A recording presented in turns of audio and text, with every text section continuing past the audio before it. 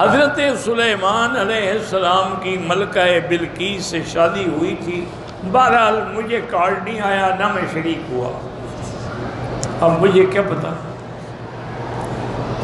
پہلے مجھے آپ یہ بتائیں، کہتے ہیں نا وکیل صاحب ناراض ہو جاتے ہیں، ان مسائل سے آپ کو کیا فائدہ؟ ہوئی تھی یا نہیں ہوئی تھی؟ آپ کو کیا تکلیف ہے؟ آپ کی رشتہ دار تھی، آپ کو تکلیف ہے، انہیں زبردستی اٹھا لی تھی. اللہ کے بندے خدا کا خوف کرو. جب ایک چیز کا ذکر قرآن میں نہ ہو، حالانکہ حضرت سلیمان علیہ السلام کا قصہ قرآن میں بڑا مفصل موجود ہے، اور ملکہ سبا کے بارے میں بھی قصہ بڑا تفصیل سے موجود ہے، لیکن قرآن نے اس کا نام بلقیس نہیں فرمایا، اور نہ قرآن نے فرمایا کہ شادی ہوئی یا شادی نہیں ہوئی. یہ ساری اسرائیلی روایات ہیں، اور یہ زٹلیات ہیں. زٹلیات ہوتی ہیں جو جھوٹ بڑا گھڑا ہوا.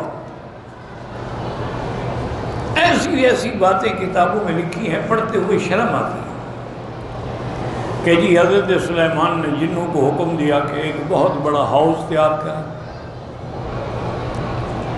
اور ہاؤس کے اوپر جو ہے وہ شیشے کی چھت ڈالیں،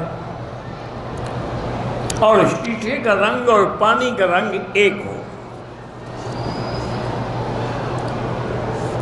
اور فرماتے ہیں کہ پھر حضرت سلیمان علیہ السلام سامنے کرسی ڈال کے بیٹھ گئے، حکم دیا کہ اب ملکہ کو لے آؤ میرے ساتھ ملنے کے لیے.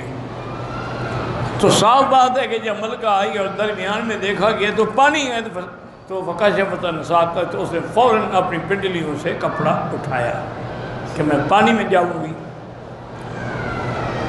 وہ کہتے ہیں کہ اصل میں حضرت سلیمان یہ دیکھنا چاہتے تھے کہ اس کی پنڈلیوں پر بال ہیں یا نہیں ہیں.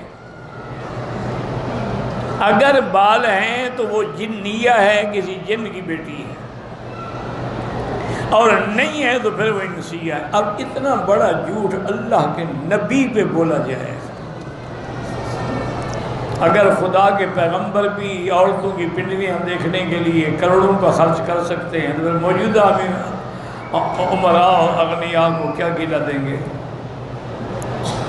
یہ جھوٹ ہے. اگر حضرت سلیمان نے معلوم بھی کرنا تھا، جن کے پرندے تابع تھے، ہدہد نے جا کے خط پہنچایا. اس میں آدم والا اس کا تخت لے کے آ گیا. وہ نہیں بتا سکتے تھے کہ جنی ہے یا انسی ہے، کہ آپ کو پنڈلیاں دیکھنے کی تکلیف ہو گئی. اصل بات یہ نہیں تھی. بات یہ تھی کہ جب ملکہ آئی اور اس نے دیکھا کہ آگے تو اتنا بڑا پانی ہے، تو اس نے فوراً اپنی پنڈلیوں سے کپڑا ہٹایا. تو اس کو کہا گیا کہ بی بی کیا کر رہی ہو؟ صرح ممرد من قواریر، یہ تو شیشے کی چھت ہے اوپر، کوئی پانی آپ کو تکلیف نہیں پہنچا سکتا. قالت رب انی ظلمت نفسی واسلمت مع سلیمان للہ رب العالمین. حضرت سلیمان اس کو سبق دینا چاہتے تھے کہ جیسے شیشے کی چھت سے تم دھوکہ کھا گئی ہو، پانی سمجھ بیٹھی ہو، حالانکہ وہ پانی نہیں تھا، وہ مظہر ماء تو تھا لیکن پانی نہیں تھا. اسی طرح تم نے سورج کو خدا بنا لیا. سورج اللہ کی خدائی کی دلیل تو ہے لیکن خدا نہیں ہے. اس کو مسئلہ سمجھ آ گیا، ملکہ تھی، اس نے فوراً توبہ کی اور اسلام لے. انہوں نے تو اس کو توحید سمجھانے کے لیے یہ سارا کچھ بنایا تھا، تم نے پنڈلیاں دیکھنے کے لیے بنا لیا. کیا کرے آدمی؟ مجھے بتاؤ. کتابوں میں لکھا ہے،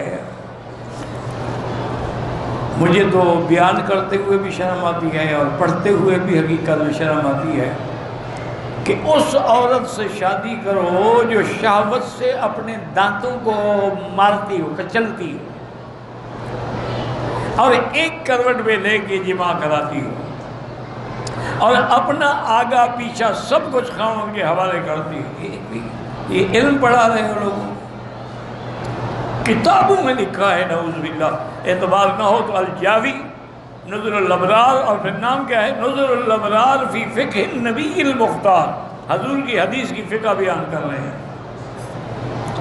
انا للہ و انا الیہ راجعون۔ دعا کریں، اگر زندہ ہیں تو اللہ ہدایت دے، فوت ہو گئے اللہ مغفرت کرے۔ یہ اسی طرح پیدا ہوتے ہیں، نہیں جیسے تمہیں شوق ہو گیا بلقیس کی شادی ہوئی تھی کہ نہیں، بھائی ہوئی تھی نہیں ہوئی تھی، تمہیں کیا تکلیف ہے؟